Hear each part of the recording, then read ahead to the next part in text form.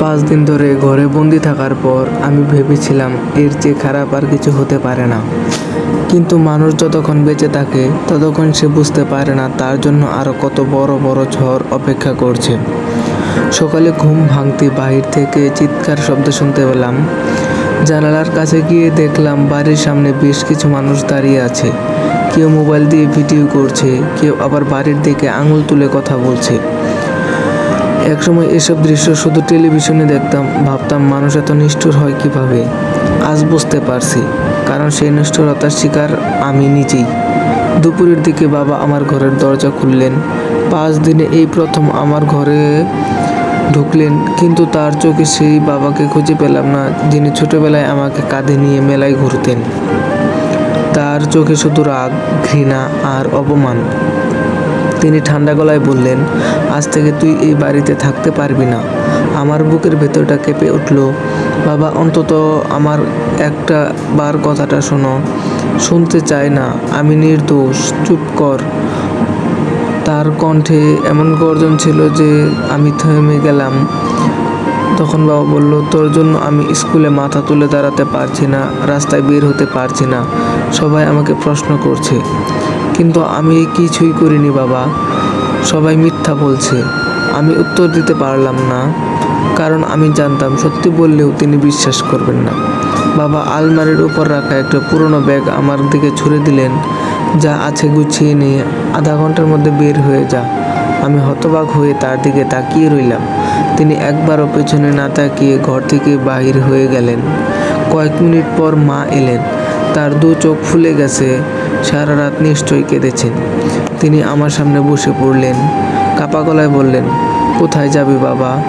আমি হাসার চেষ্টা করলাম, বললাম, জানি না মা। মা হঠাৎ আমাকে জড়িয়ে ধরে কেঁদে উঠলেন। তুই যদি সত্যি নির্দোষ হোস, আল্লাহ একদিন বিচার করবেন। এই 5 দিনে প্রথমবার কেউ আমার পাশে দাঁড়ালো, যদিও সেটা খুব দুর্লভভাবে। তবু এই কথাটুকু শুনে আমার চোখ ভিজে উঠল। তখন আমি বললাম, তুমি কি আমাকে বিশ্বাস করো? মা কিছুক্ষণ চুপ রইলে বললেন, তারপর ধীরে ধীরে বললেন, মায়েরা সবসময় নিজের সন্তানকে বিশ্বাস করতে চায়, আর আমি নিজেকে সামলাতে পারলাম না। চোখের পানি গড়িয়ে পড়ল। কিন্তু সেই মুহূর্তটাও বেশি সময় স্থায়ী হলো না। বাইরে থেকে বাবার গলা ভেসে এলো, সময় শেষ। আমি ব্যাগটা কাঁধে তুলে নিলাম। বাড়ির প্রতিটা দেয়াল, প্রতিটা কোণ, প্রতিটা স্মৃতি চোখের সামনে ভেসে উঠছিল। এই বাড়িতেই আমার শৈশব কেটেছে। এই বাড়িতেই প্রথম হাঁটতে শিখেছি। এই বাড়িতেই অসুস্থ হলে মা সারা রাত জেগে থাকছেন। আজ সেই বাড়ি আমাকে ফিরিয়ে দিচ্ছে।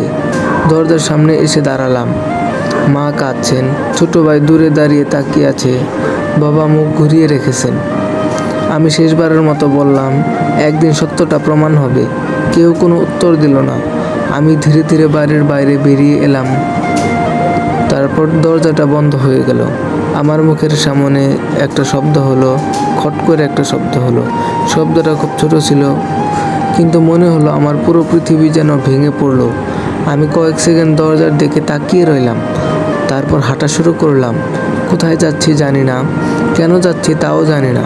শুধু জানি আমার আর কোনো বাড়ি নেই। সন্ধ্যা নামতে শুরু করেছে। রাস্তার লাইটগুলো একে একে জ্বলছে। মানুষজন নিজের বাড়ির দিকে ফিরছে। আর আমি জানি না রাতটা কোথায় কাটাবো। হঠাৎ ফোন বেজে উঠল। স্ক্রিনে নামটা দেখে বুকটা কেঁপে উঠল। রাফি, আমার সবচেয়ে কাছের বন্ধু।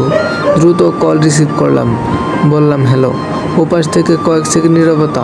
তারপর রাফি বলল, দোস্ত, একটা কথা বলবো। আমি বললাম, বল। আমার সাথে আর যোগাযোগ রাখিস না। তখন আমি থমকে গেলাম। বললাম, মানে? পরিস্থিতি ভালো না, তাই তোর সাথে কথা বলছে। আমার পরিবারও চায় না আমি তোর সাথে মিশি। মনে হলো কেউ আমার বুকের ভেতর ছুরি বসিয়ে দিল।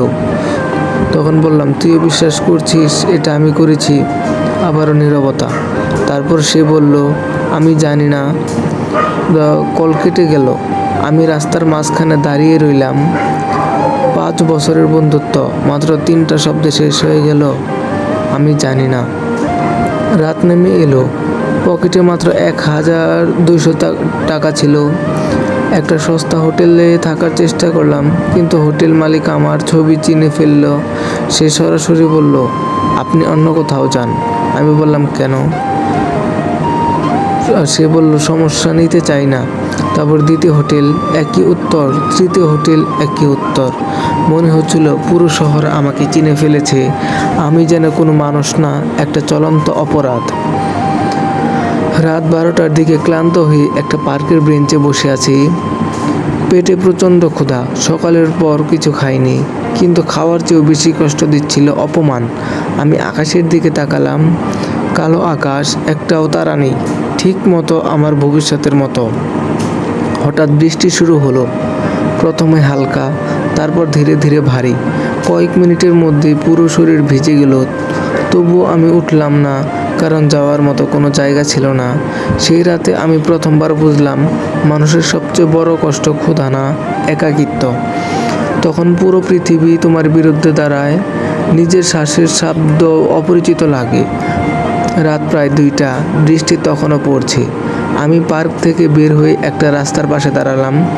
ঠিক তখনই দূরে একটা কালো গাড়ি খুব দ্রুত গতিতে আসতে দেখলাম। আর কয়েক সেকেন্ডের মধ্যে এমন একটা ঘটনা ঘটলো, যা আমার জীবনের গতিপথ সম্পূর্ণ বদলে দিতে চলেছে। গাড়িটা হঠাৎ নিয়ন্ত্রণ হারিয়ে রাস্তার পাশে থাকা ড্রাইভারের সাথে প্রচণ্ড জোরে ধাক্কা খেল। বিকট শব্দে চারপাশ কেঁপে উঠল। আমি এক মুহূর্তের জন্য স্থির হয়ে গেলাম। তারপর দৌড়াতে শুরু করলাম গাড়িটার দিকে।